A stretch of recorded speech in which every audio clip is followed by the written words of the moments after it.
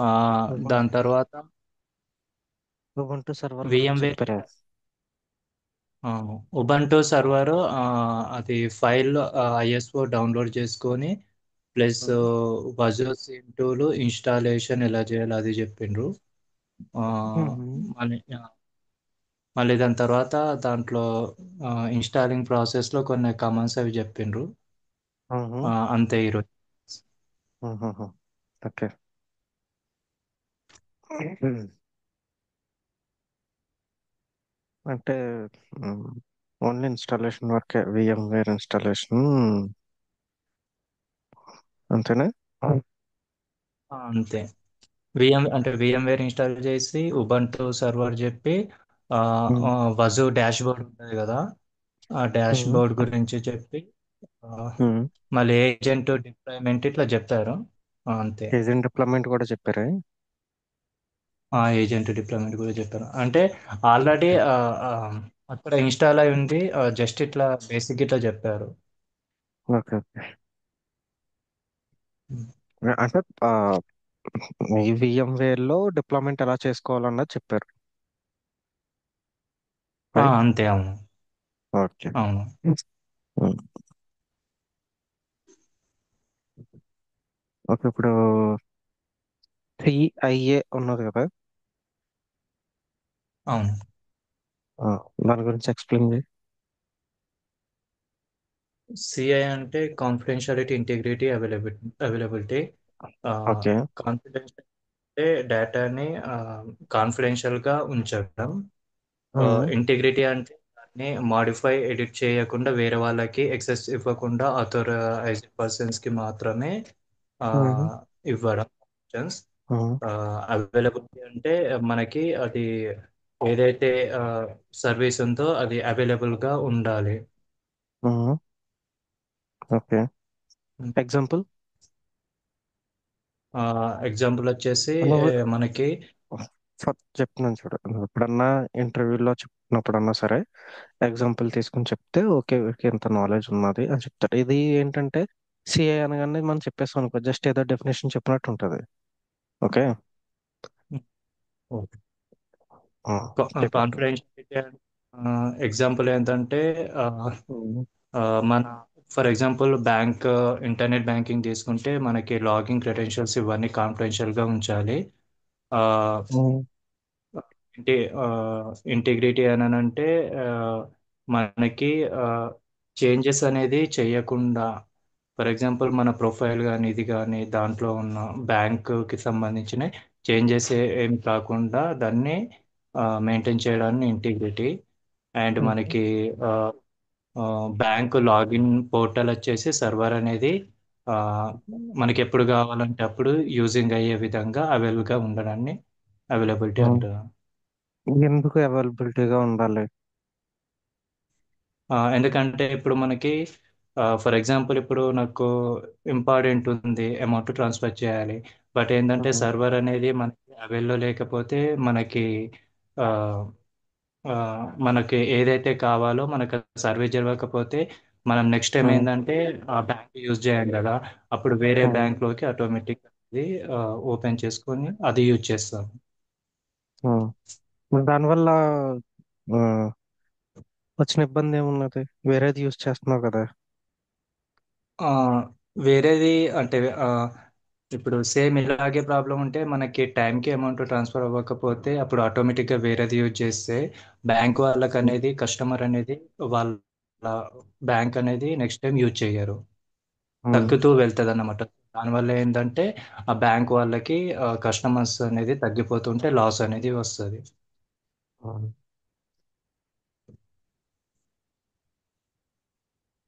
ఒక బ్యాంక్ వాళ్ళకి లాస్ అయిపోతే నీకు వచ్చిన ప్రాబ్లం ఉంది. నాకు వచ్చే ప్రాబ్లం ఏంటంటే ఇప్పుడు నాకు టైంకి అంటే నాకు సర్వీస్ అనేది టైంకి లేకపోతే నాకు ఉమ్, లాసే కదా. నాకు ఉమ్, ఏవైతే వర్క్స్ ఉంటాయో ఆ వర్క్స్ అనేది పెండింగ్ పడిపోతుంది. ఉమ్, సరే ఫర్ ఎగ్జాంపుల్ నేను ఒకటి బై చేయాలనుకుంటున్నాను ఏదైనా ఉమ్, ఆన్లైన్లో. సో మనకి ఆ ఉమ్, ప్రోడక్ట్ నేను పర్చేస్ చేయాలి అని అంటే అప్పుడు నా debit or credit card net banking use చేస్తాను. సో అప్పుడు బ్యాంక్ అనేది సర్వర్ అనేది లెవెల్లో లేకపోతే నేను ఆ ప్రోడక్ట్ని పర్చేస్ చేయలేను. సో దానివల్ల నాకు అనేది ఇబ్బందిగా ఉంటుంది కదా. రైట్.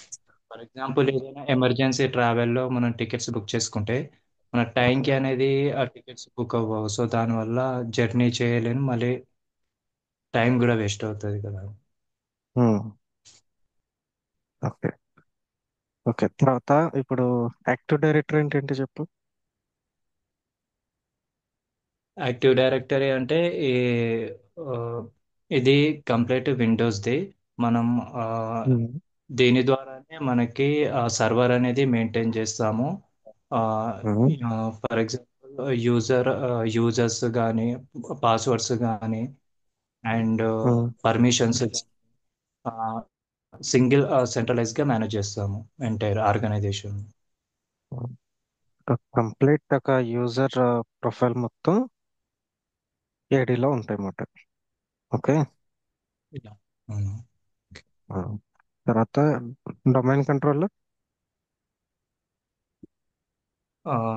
డొమైన్ కంట్రోల్ అంటే మనకి మ్, ఒక డొమే ఒక కంపెనీ యొక్క డొమైన్ ఉందనుకో, ఆ, మనకి క్రియేట్ కానీ యాడ్ చేయడం కానీ డిలీట్ చేయడం కానీ మాడిఫై చేయడం కానీ ఆ డొమైన్ కంట్రోల్ ద్వారా జరుగుతుంది. అంటే వాటి యొక్క డొమైన్ కంట్రోల్ అనేది సెంట్రలైజ్గా మేనేజ్ అనేది చేస్తారు. ఓకే, హ్యాకర్ అంటే ఎవరు? హ్యాకర్ అంటే abnormal external person, um, threat threat చేసే person, um, intru intru intruder. Um. Okay. Hacker యొక్క మెయిన్ మో మోటివ్ ఏంటి? ఎందుకు వాడు హ్యాక్ చేయాలనుకుంటాడు సిస్టమ్స్ ని? కంపెనీ యొక్క మెయిన్ పర్పస్ వచ్చేసి కంపెనీ యొక్క డాటాని థెఫ్ట్ చేయాలనుకుంటారు. Um, and second business down చేయాలని. ఉమ్, లైక్ ఎలా అంటే సర్వర్ని అవైల్లో ఉంచకుండా అండ్ ఉమ్, నెట్వర్క్లో డిస్టర్బెన్స్ చేయడం కానీ ఉమ్, కంపెనీ కంపెనీ లాస్ చేయడం కానీ ఉమ్. డిలీట్ చేయడం గానీ అలా చేస్తారు. మనీ డిమాండ్ కోసం కానీ అలా డౌన్ ఓకే. చేసేసి. ఉమ్. మరి సాక్ ఇన్వెస్ట్. సాక్ లిస్ట్ అంటే మనకి కంపెనీకి 24/7 అనేది ఆ, మనకి అలర్ట్స్ అనేది మానిటరింగ్ చేసి ఈ మనం ట్రూ పాజిటివ్ అయితేనేమో ఎస్కలేట్ చేస్తాము, అలర్ట్స్ అనలైజ్ చేసి అండ్ ఎంటైర్ ఆర్గనైజేషన్ అనేది 24/7 అనేది ప్రొటెక్ట్ చేస్తాము హ్యాకర్ నుండి థెఫ్ట్ అవ్వకుండా. హ్యాకర్ నుంచేనా? ఆ, సో ఎక్కడి నుంచే ఎక్కడి నుంచి అంటే ఓన్లీ మన కంపెనీది మాత్రమే. అదే హ్యాకర్ నుంచి మాత్రమే కాపాడుతుంటామా? Both internal and external. SOC analyst అంటే 24/7 విచ్ మానిటర్ చేస్తూ ఉంటాం. ఓకే, అలర్ట్స్ మీద మనకున్న సిమ్ అవును. టూల్లో అలర్ట్స్ ట్రిగ్గర్ అవుతుంటే అందులో మనం 24/7 షిఫ్ట్ వైజ్ గా మానిటర్ చేస్తుంటాం. అందులో మనకి ఏమన్నా సస్పిషియస్ గా అనిపిస్తే సస్పిషనే కాదు, మానిటర్ చేసి దాని మీద అనాలిసిస్ చేసి ఒకవేళ ట్రూ పాజిటివ్ అయితే ఒక టైప్ ఆఫ్ వర్క్ ఉంటుంది, ఫాల్స్ పాజిటివ్ అయితే వేరే టైప్ ఆఫ్ వర్క్ ఉంటుంది. ఓకే. సో ఇందులో ట్రూ పాజిటివ్ వచ్చినప్పుడు మనకి కొంతవరకు లిమిట్ ఉంటుంది. వర్క్ చేసిన తర్వాత దాని మీద యాక్షన్ తీసుకోవడానికి మనకి కొంతవరకు లిమిట్ ఉంటుంది. దాని తర్వాత చెయ్యాలి అని అన్నా ఆ, ఏదన్నా దాని మీద యాక్షన్ తీసుకోవాలి అన్నా మనకి టూల్స్ లో మనకి విజిబిలిటీ కానీ మనం ఏమన్నా చేయాలన్నా కానీ ఉండదు. సో దానివల్ల అప్పుడు మనం L2కి ఎస్కలేట్ చేస్తాం. సో అక్కడి నుంచి వాళ్ళు టేక్ కేర్ చేసుకుంటారు దాన్ని. సో అలాగే హ్యాకర్ సైడ్ నుంచే కాకుండా మన ఇంటర్నల్ ఎంప్లాయీస్ కూడా ఏదన్నా మలేషియస్ వెబ్సైట్ విజిట్ చేసినా లేదన్నా డేటాని కాపీ చేసుకుంటున్నా, సో మనకి అలర్ట్స్ అనేవి ట్రిగర్ అవుతాయి. సో ఇంటర్నల్ సైడ్ నుంచి కూడా థ్రెట్ ఉంటుంది మనకి, అవుట్ అవుటర్ సైడ్ నుంచి కూడా థ్రెట్. ఓకే. సో ఇది. ఓకే. ఉమ్. ఆ, ఇప్పుడు డిఎల్పి అంటే ఏంటి? డిఎల్పి అంటే డేటా లాస్ ప్రివెన్షన్. మనకి ఉమ్, ఆ, మనకి డేటా అనేది ప్రొడక్ట్ అనేది చేస్తుంది. ఉమ్, అండ్ ఇందులో స్ట్రక్చర్డ్ అండ్ అన్స్ట్రక్చర్డ్ డేటా ఉంటుంది. మనం స్ట్రక్చర్ అంటే రీడ్ చేయగలుగుతాం, అన్స్ట్రక్చర్ అంటే రీడ్ చేయలేము. ఉహుహు. నేను అదంతా అడగట్లా. జిఎల్పి అంటే ఏంటి, ఎందుకు యూజ్ చేస్తాం అది చెప్పు చాలు. ఇది డేటాని ప్రొటెక్ట్ చేస్తుంది. అంటే డేటా ఇంకో అనేది థెఫ్ట్ అవ్వకుండా, బ్రెచ్ అవ్వకుండా. ఎగ్జాంపుల్ చెప్పు. ఎగ్జాంపుల్ వచ్చేసి ఆ, మనకి ర్యాన్సమ్ వేర్ అటాక్ అనేది అయినప్పుడు, ఉమ్, సో డేటా అనేది ఎంక్రిప్ట్ చేస్తారు అండ్ కాపీ డౌన్లోడింగ్ ఇలా ఏం చేయకుండా ఉమ్, డేటా అనేది ఇలా చేయడం. ఉమ్.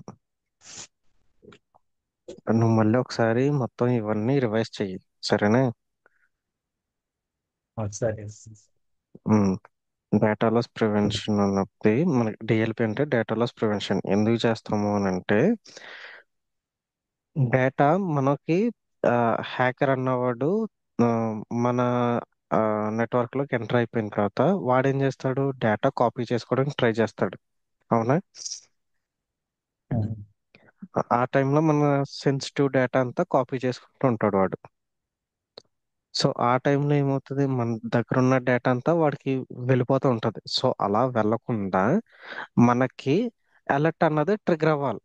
సో మ్యాసివ్ ఇన్ఫర్మేషన్ ని ఎవరైతే కాపీ చేసుకుంటున్నారో, అంటే వాడు కాపీ చేసుకునేదే ఎక్కువ జీబీయో లేకపోతే 1 TBయో, ఎక్కువ మ్యాసివ్ ఇన్ఫర్మేషన్ కదా వాడు డౌన్లోడ్ చేసుకోవడానికి ట్రై చేస్తాడు. యా, సో అవును. ఆ టైంలో ఏమవుతుంది, ఆ, ఆ, ఏదైనా ప్రాజెక్ట్ సంబంధించిన డీటెయిల్స్, లేదంటే హయ్యర్ అథారిటీస్ డీటెయిల్స్, లేదంటే మన కంపెనీకి సంబంధించిన ఫైనాన్స్ డీటెయిల్స్, ఇలాంటివన్నీ ఆ, వాడు కాపీ చేసుకుంటాడు కదా. సో అది అవ్వకుండా ఉండాలి అని చెప్పి ఈ డిఎల్పి అన్న దాన్ని మనం ఇంప్లిమెంట్ చేస్తాం. ఓకే. సో ఇలాగ ఏదన్నా అందులో రూల్స్ రాస్తాం అన్నమాట. మనం రూల్స్ రాసుకుంటాం. ఫైనాన్షియల్ ఇన్ఫర్మేషన్ కానీ ఏదన్నా మ్యాసివ్ గా ఇన్ఫర్మేషన్ ట్రాన్స్ఫర్ జరిగినప్పుడు కానీ మనకి అలర్ట్ రావాలి అన్నది రూల్ రాసుకుంటాం. సో అలాంటి టైంలో మనకి అన్నది అలర్ట్ వస్తుంది. సో ఇదంతా ఎందుకు అని అంటే, ఈ ఫైనాన్షియల్ డేటా కానీ ప్రాజెక్ట్ సంబంధించిన డేటాస్ కానీ ఆ, ఇవన్నీ హ్యాకర్ కి లీక్ అవ్వకుండా ఉండాలని చెప్పి మనం డిఎల్పి అన్నది ఇంప్లిమెంట్ చేస్తాం. సో ఇది హ్యాకర్ సైడ్ నుంచి. మళ్ళీ మన ఇంటర్నల్ సైడ్ నుంచి కూడా అవ్వచ్చు. అవునా? ఎవరైనా మన ప్రాజెక్ట్ డీటెయిల్స్ ని కాపీ చేసుకుని వేరే కంపెనీకి అమ్మేయచ్చు. అవునా? లేదంటే మన ఇంటర్నల్ ఎంప్లాయీ ఏదైనా హ్యాకర్ తో టైఅప్ అయ్యి కాపీ చేసి డీటెయిల్స్ వాడికి ఇచ్చేయచ్చు. అవునా?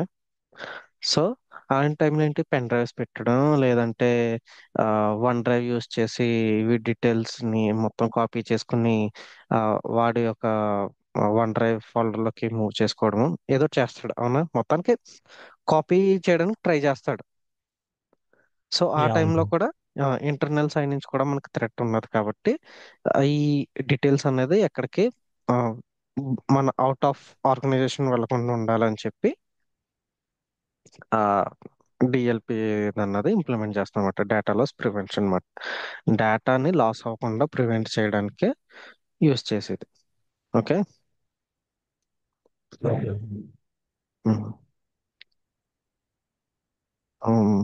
మాల్వేర్ చెప్పు. మాల్వేర్ అంటే ఇది ఒక మలేషియస్ సాఫ్ట్వేర్. ఉమ్, మనకేందంటే ఆటోమేటిక్గా అనేది మన సిస్టంలోకి ఎంటర్ అయి స్ప్రెడ్ అయి ఆ, ఆ, మన యొక్క సిస్టమ్ అనేది డేటా అనేది బ్రిడ్జ్ కానీ స్క్రాచ్ కానీ చేసి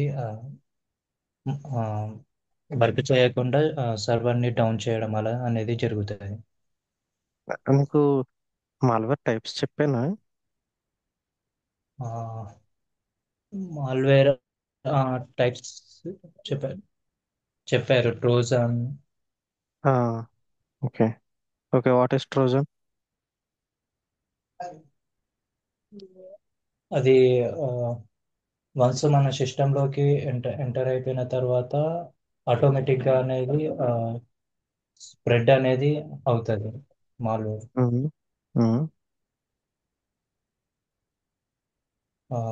సేమ్ ఇది చూడడానికంటే లైక్ స్పై అంటే లెజిట్మేట్ గా సాఫ్ట్వేర్ లాగా కనిపిస్తుంది, బట్ అది మలేషియస్ సాఫ్ట్.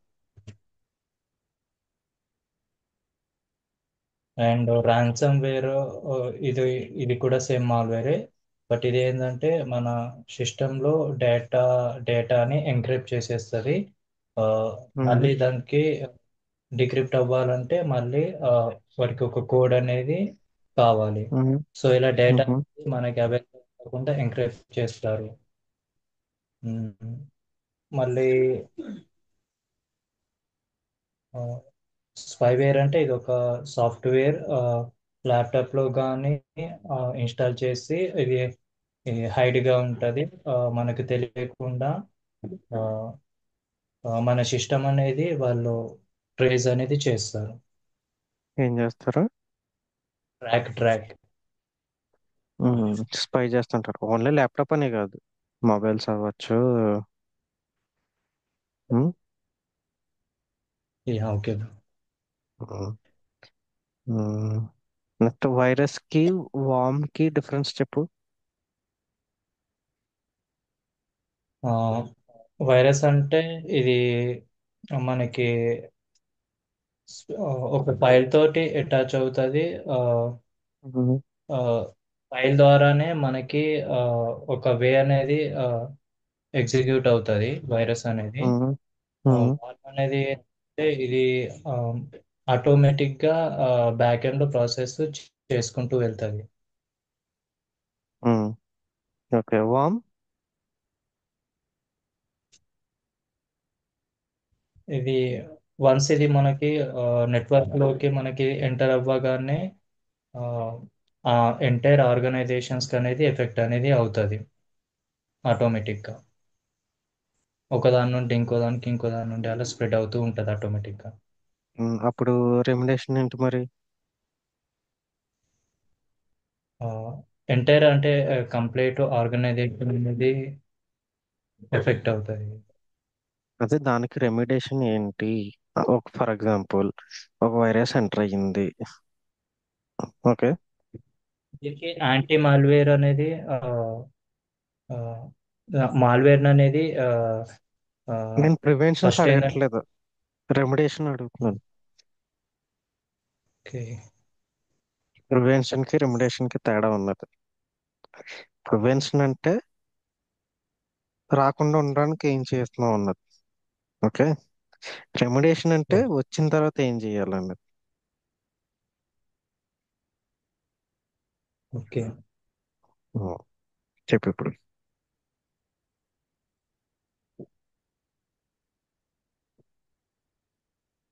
వచ్చిన తర్వాత ఉమ్, సిస్టమ్. ఫర్ ఎగ్జాంపుల్ నువ్వు ఒక సాక్ అనలిస్ట్. ఓకే. నీకు ఒక అలర్ట్ వచ్చింది. అవును. మలిషియస్ లింక్ క్లిక్ చేశాడు అని చెప్పి యూజర్, ఓకే. వైరస్ ఏదో ఎంటర్ అయ్యింది. So next step okay. ఏం చేస్తాం? ఉమ్, ఫస్ట్ అనేది ఆ యూజర్ ఏ సిస్టమ్ నుండి వచ్చిందో ఆ యూజరు ప్లస్ తను క్లిక్ చేసిన లింకు ఇంటర్నల్ ఎక్స్టర్నల్. వన్స్ అది ఉమ్, ఐపీ అడ్రస్ అనేది మనకి వైరస్ టోటల్లో దీంట్లో స్కాన్ చేసి ఇన్ ఉమ్, కేస్ ఒకవేళ అది ఎక్స్టర్నల్ అండ్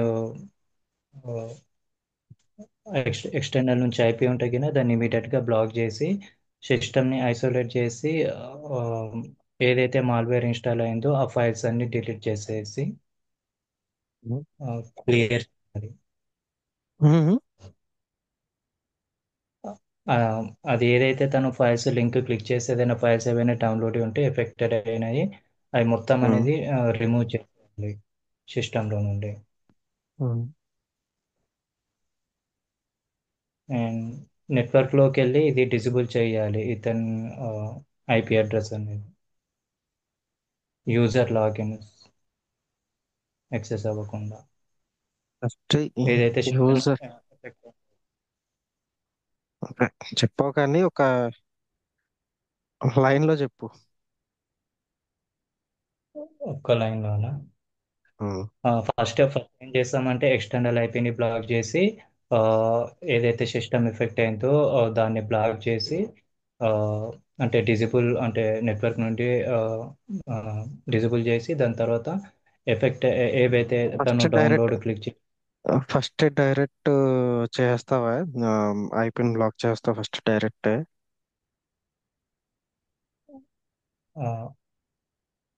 ఫస్ట్ ఫస్ట్ మనకి మనం చెక్ చేస్తాము థ్రెడ్ డిటెక్షన్ టూల్స్లో వన్స్ ఫస్ట్ ఐడెంటిఫై అయితే అప్పుడు. ఫస్ట్ నీకు ఐడెంటిఫై అయ్యింది, సిమ్ టూల్లో ట్రిగర్ అయ్యింది. ఓకే. అవును. అక్కడ ఫస్ట్ స్టెప్ బై స్టెప్ చెప్పు నాకు.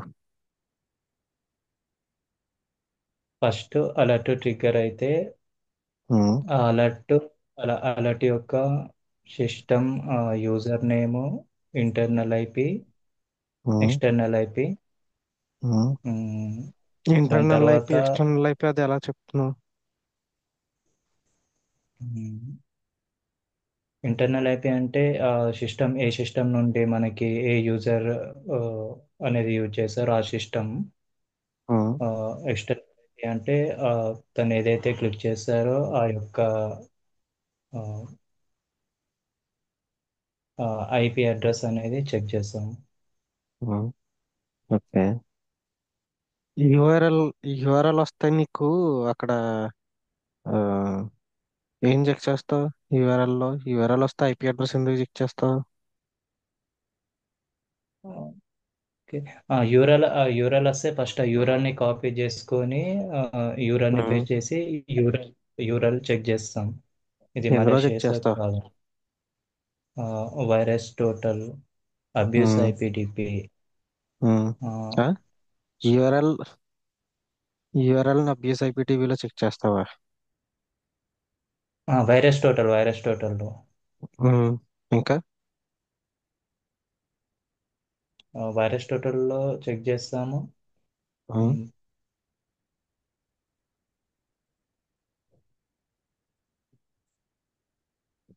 ఇంకా అదొకటేనా?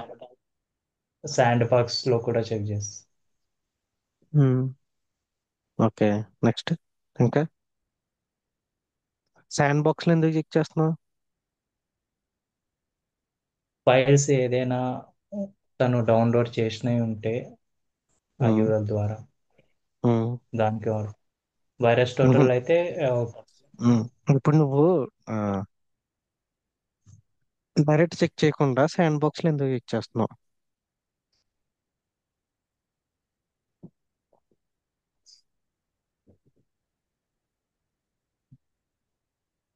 శాండ్ బాక్స్లో ఉంటే డైరెక్ట్ గా చెక్ చేయకుండా శాండ్ బాక్స్ లో ఎందుకు చెక్ చేస్తున్నావు?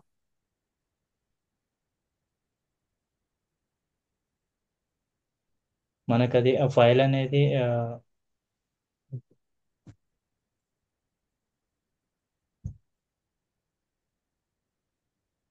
ఫైల్ అనేది మలేషియా కాదా అనేది చెక్ చేయాలి. ఉమ్, ఉమ్. అదే మలేషియస్ కాదా అని డైరెక్ట్ గా కాకుండా శాండ్ బాక్స్ లో ఎందుకు చెక్ చేస్తున్నావు? ఓకే, ఇప్పుడు మలేషియస్ అని వచ్చింది శాండ్ బాక్స్ లో. ఓకే. ఓకే. అదే మలేషియస్ అని నీకు డైరెక్ట్ గా రాదా, చూపించదా?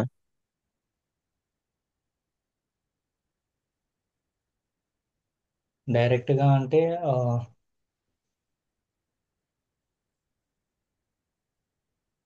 కొన్ని కొన్ని ఫైల్స్కి మనకి అక్కడ అలా మనకి అక్కడ ఇన్స్టాల్ చేసేటప్పుడు వార్న్ అని చూపిస్తుంది. అది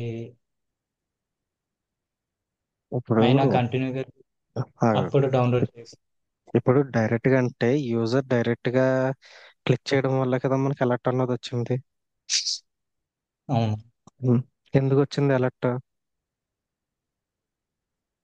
ఆ, అది మనకి థ్రెట్గా ఉన్నదని అలర్ట్ అనే సిగ్నేచర్ అవును ఇచ్చిన కదా. రూల్స్ ప్రకారం. అవును అవును కదా. మరి అది మళ్ళీ డైరెక్ట్ గా ఎందుకు చెక్ చేస్తావు నువ్వు? ఓకే. అంటే కదా. ఆల్రెడీ మనకి అది కన్ఫర్మ్ ఉమ్, అయిందని మనకి ఉమ్, అలర్ట్ వస్తుంది. ఉమ్. కన్ఫర్మ్ అయిందని కాదు, అది సిమ్ టూల్ సస్పిషియస్ చూసింది. ఓకే. ఓకే. నువ్వు శాండ్ బాక్స్ లో ఎందుకు చెక్ చేస్తున్నావు? ఒకవేళ అది నిజంగా ఆ, ఒకవేళ అది మలిషియస్ అయ్యి ఉంటే నీ సిస్టమ్ లో చెక్ చేసినప్పుడు మరి నీ సిస్టమ్ కూడా ఎఫెక్ట్ అవుతుంది కదా. అవును. సో ఎఫెక్ట్ ఒకవేళ అది మలిషియస్ అయినా నిజంగా ఎఫెక్ట్ అవ్వకుండా ఉండాలని చెప్పి మనం శాండ్ బాక్స్ లో చెక్ చేస్తాం. శాండ్ బాక్స్ అంటే ఏంటి? అది కూడా ఒక సిస్టమ్. అది కూడా ఒక విండోస్ సిస్టమ్ ఎన్విరాన్మెంట్. సెపరేట్, అది సెపరేట్ ఎన్విరాన్మెంట్. ఓకే. అది మన నెట్వర్క్ లో ఉండదు శాండ్ బాక్స్ అనేది. సో అందులో అది ఓకే. ఏదైనా ఎఫెక్ట్ అయినా సరే ఉమ్, మనకి మన ఒరిజినల్ సిస్టమ్స్ కి ఎఫెక్ట్ అవ్వకుండా ఉంటాయి. ఓకేనా? సో అందుకు మనం ఓకే. శాండ్ బాక్స్ లో చెక్ చేస్తాం అన్నమాట. అది శాండ్ బాక్స్ లో ఎందుకు చెక్ చేస్తామంటే. ఓకే. ఓకే. క్లియరే. క్లియర్. సరే, నెక్స్ట్ స్టెప్ చెప్పు. శాండ్ బాక్స్ లో చెక్ చేసావు, మలేషియస్ వచ్చింది. నెక్స్ట్. వెంటనే ఆ సిస్టమ్ నుండి ఫైల్స్ అనేది రిమూవ్ చేస్తాము. వన్స్ కన్ఫర్మ్ అయిపోయిన తర్వాత మళ్ళీ దానికి మళ్ళీ యాంటీవైరస్ స్కాన్ ఫైల్సా? చేసి. ఆహా, అది ఫైల్స్ రిమూవ్ చేస్తావా? రిమూవ్ ఏదైతే మలేషియస్ అయిందో అది రిమూవ్ చేస్తాం, డిలీట్ చేసేస్తాం. నీకు మలేషియస్ వచ్చింది యూఆర్ఎల్ ఒకటే కదా. ఓకే. ఆ, మరి ఫైల్స్ ఎలా రిమూవ్ చేసేస్తావు?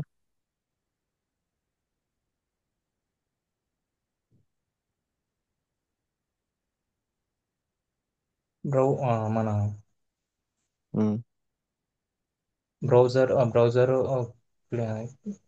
క్యాష్ని క్లియర్ చేస్తాము. ఉమ్. బ్రౌజర్ దాని క్యాష్ని తర్వాత క్లియర్ చేస్తావా?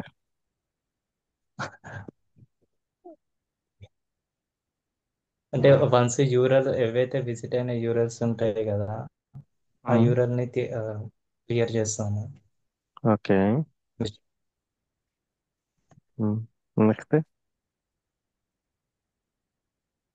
వన్స్ ఇది మలేషియస్ వన్స్ మలేషియస్ ఫైల్ డౌన్లోడ్ అయింది కూడా అది కూడా డిలీట్ చేస్తాము. మలిషియస్ ఫైల్ వచ్చిందని ఎలా తెలిసింది నీకు? ఆ, ఈ ఫైల్ ఈ ఫైల్ అనేది మనకి అలర్ట్ అలర్ట్ ట్రిగ్గర్ అవుతుంది. దాని ఉమ్. ఏదైనా ఆటోమేటిక్గా క్లిక్ చేస్తే డౌన్లోడ్ అయినప్పుడు. సో నీకు అలర్ట్ నీకు వచ్చినప్పుడు ట్రిగ్గర్ అయ్యింది, నీకు ట్రిగ్గర్ అయ్యింది యూఆర్ఎల్ మీద. అవునా? ఓకే. ఉమ్. మరి మళ్ళీ ఫైల్స్ లోకి ఎందుకు వెళ్తున్నావు?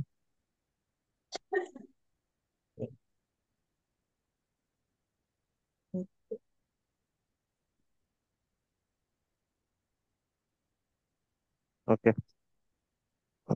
మళ్ళీ రేపు ప్రిపేర్ అవ్వు. ఉమ్. రేపు మళ్ళీ సరే క్వశ్చన్స్ బ్రో. అడుగుతాను దీన్ని. ఓకే. పర్టికులర్ గా ఈ అలర్ట్ వచ్చిన తర్వాత ఏం చేస్తావు అన్న దాని మీద నేను మళ్ళీ క్వశ్చన్ అడుగుతాను. నీకు ముందే క్వశ్చన్ ఏంటన్నది కూడా చెప్పేశాను. ఓకే. యా. ఉమ్. చూడు కొంచెం లాగ్ ఉన్నావు. అర్థమవుతుందా? మీరు ఓన్లీ ఇక్కడ వరకు హైదరాబాద్ వరకు చెప్పారు బ్రో, అక్కడ వరకు. అలా ఒక అలర్ట్ వస్తే ఏం చేస్తామన్నది చెప్పలేదా నీకు? ఆహా, ఏం చెప్పలేదు. ఓన్లీ అంటే ఈ ఏవైతే ఇప్పుడు మనకి ఫుల్ ఫామ్స్ ఉన్నాయి కదా, ఆ ఉమ్. ఫుల్ ఫామ్స్ అయిపోయిన తర్వాత అంటే అలర్ట్ డెఫినేషన్స్. వస్తే ఏం చేస్తాం అన్నది ఒక బేసిక్ చెప్పాను నీకు. ఓకే. ఉమ్. నేను ఆ బేసిక్ ఎక్స్పెక్ట్ చేస్తున్నాను నీ దగ్గర నుంచి. ఓకే. ఉమ్. ఓకే. Yeah, okay bro. సరే సరే రేపు ట్రై చేయి. నేను ఆ ఆ బేసిక్ చెప్పడానికి ట్రై చేయి.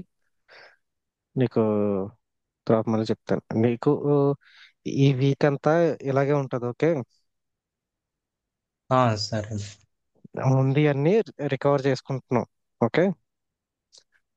Okay bro. ఈ వీక్ అంతా అలాగే ఉంటది. నెక్స్ట్ నుంచి నీకు చెప్తాను. సరే బ్రో. ఓకే అయితే. బ్రో, ఇది ఉమ్. ఇప్పుడు క్లాస్ అనేది మనకి ఆ, ఉమ్. ఇక్కడ వరకు చెప్పారు కదా బ్రో. మళ్ళీ అంటే ఉమ్. దానికి కంటిన్యూస్ గా చెప్తారా, మళ్ళీ ఇది రిపీట్ చేస్తారా? ఇవి ఒకసారి రిపీట్ చేసి తర్వాత మళ్ళీ నీకు ఆ, అవి చెప్తాను, కంటిన్యూ చేస్తాను. ఓకే, అంటే మళ్ళీ ఫ్రెష్గా వన్స్ ఒకసారి రివైజ్ చేసి దాని తర్వాత మళ్ళీ ఎక్కడైతే ఎండ్ ఉమ్. అయిందో అక్కడ నుండి start. Um. Okay bro. Okay. అంటే నేను యా, ఇప్పటి వరకు ఓకే. చెప్పిన దాంట్లో నీకు ఎంత వరకు అర్థమైంది అన్నది నేను చెక్ చేస్తున్నాను. Okay bro. Okay. Okay. Okay bro. Okay అయితే రేపు కలుద్దాం మళ్ళీ. ఏం లేదు, నాకు సరే. నైట్ షిఫ్ట్స్ ఉన్నాయన్నమాట ఈ వీక్. ఓకే. ఆ, సో దానివల్ల నేను ఎక్కువ తీసుకోలేకపోతున్నాను. ఓకే. ఇది రెండు టైంలో చూస్ చేసుకోండి bro. ఒకటి మార్నింగ్ ఈ 7 to 9 మధ్యలో ఏ టైం అయినా తీసుకోండి. ఇన్ కేస్ ఈ టైం ఆహా. లేకపోతే after 6:30 to any time evening. అదే అందుకే అదే అదే అదే నా అవైలబిలిటీని బట్టి నేను తీసుకుంటాను. నీకు నేను నైట్ షిఫ్ట్ లో ఉంటున్నాను కాబట్టి, ఇప్పుడు నైట్ షిఫ్ట్ లో ఉన్నాను కాబట్టి ఇప్పుడు ఇలా తీసుకుంటాను, 6:30 to 7 ఇలా తీసుకుంటున్నాను. ఓకే. ఓకే. మార్నింగ్ షిఫ్ట్ అయితే సేమ్. ఆఫ్టర్నూన్ షిఫ్ట్ అయినప్పుడు నీకు మార్నింగ్ తీసుకుంటాను. ఓకేనా? సరే బ్రో. ఓకే. ఉమ్. ఓకే అయితే ఓకే బ్రో. మళ్ళీ ఒకసారి ఇవన్నీ రివైజ్ చేయి. ఓకే. చేస్తాను నీకు బ్రో. రివైజ్ చేసి మధ్యలో ఏదన్నా డౌట్ ఉంటే, నీకు అర్థం కాలేదు, నేను చెప్పింది మళ్ళీ అర్థం కాలేదని మళ్ళీ అడుగు, నీకు మళ్ళీ అర్థమయ్యేలాగా చెప్తాను. సరే. సరే బ్రో. ఓకే అయితే రేపు మళ్ళీ ఓకే బ్రో. క్వశ్చన్స్ అడుగుతాను. రెడీగా ఉండు. సరే బ్రో. ఓకే అయితే బాయ్. Okay bro. బాయ్.